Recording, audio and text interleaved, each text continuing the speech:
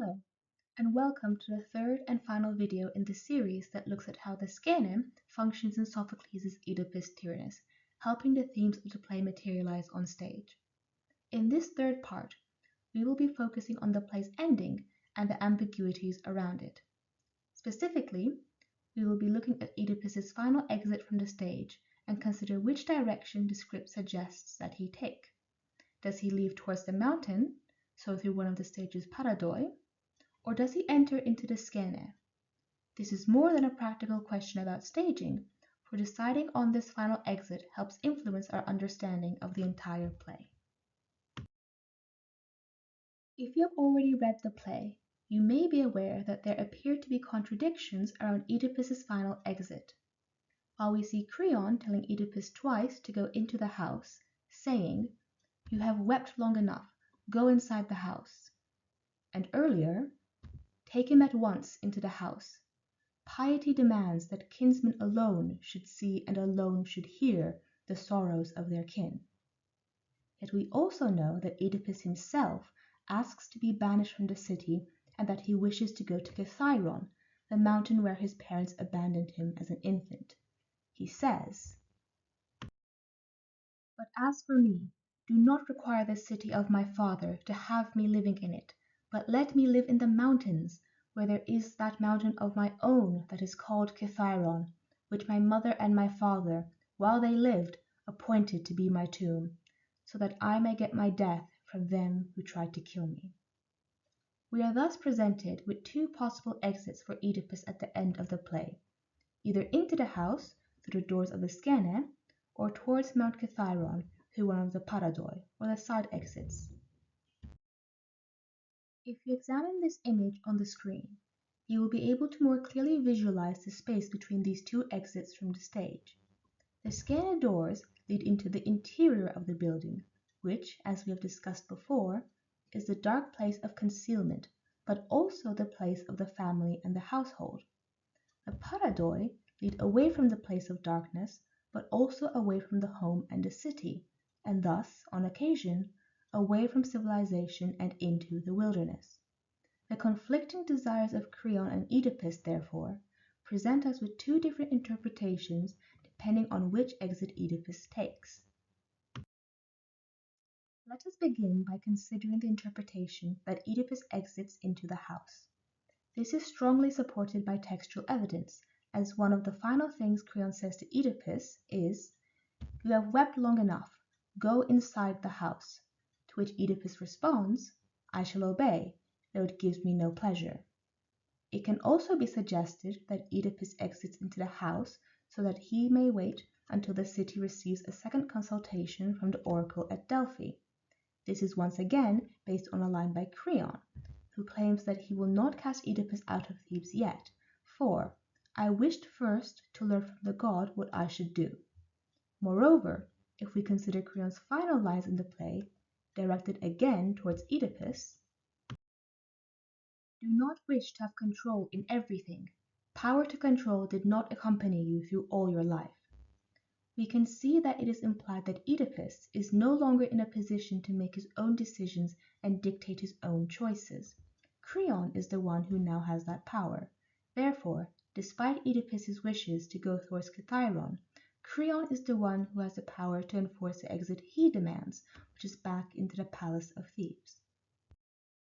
If we frame the conclusion of the play as Oedipus exiting through the central doors of the Skene, and thus into the house, then our interpretations of the end of the play become shaped by the knowledge that Oedipus is entering a physical darkness that matches his self-inflicted blindness, symbolizing his lack of sight and the actions that have led to this. Thus, this ending could be viewed as a theatrical reinforcement of the themes developed in the play. Before we look at how the other possible exit, where Oedipus leaves towards the mountain, may change our interpretation of the ending, we should first consider the idea of the mountain being a polar opposite to the image of the house. Understanding this is central to the play, just as it is in Euripides' Bacchae, which some of you may also be familiar with. The Palace of Thebes is located in the city, or the polis, the center for civilization and the home of the ruling power of Thebes, who is Oedipus. Mount Kithairon, on the other hand, is situated outside of the polis. It is a wild space and is viewed as the place of beasts and gods, as indicated by the chorus when they believe that Oedipus may be the child of a god because he was found on the mountain. They say, Who, who among those who lived long bore you, Oedipus, with Pan who roves the mountains as your father? Or was it some bedfellow of Loxias, for the mountain pastures are all dear to him? Or was it the lord of Selene, or the Bacchic god dwelling on the mountain tops, that received you as a lucky find from one of the black-eyed nymphs with whom he often plays? Given that the mountain represents wilderness and distance from civilization, Oedipus's desired exit towards the mountain might be seen as emphasizing the horror of the deeds that he has committed inside the Skene by fathering children through his mother. As his acts pollute the city and make him unfit for civilization, his exit towards the mountain would highlight his removal from the home and household which he has disrupted. Remember, too, that, at the beginning of the play, we were informed by Creon that the only way to reverse the plague upon Thebes is through the expulsion of the murderer, which indicates that Oedipus should be expelled from the house as well as the city in order for the plague to end and for the city to be saved. The text's emphasis on the expulsion of the source of pollution makes Oedipus's exit towards Kithairon an ending which allows for interpretations around the consequences of Oedipus's actions. If we consider the possibility that Oedipus's wishes are fulfilled and that he is permitted to exit through the paradoi, then it becomes possible to view the ending as one which places emphasis on Oedipus as a source of pollution to the city who must be banished. As Oedipus himself says,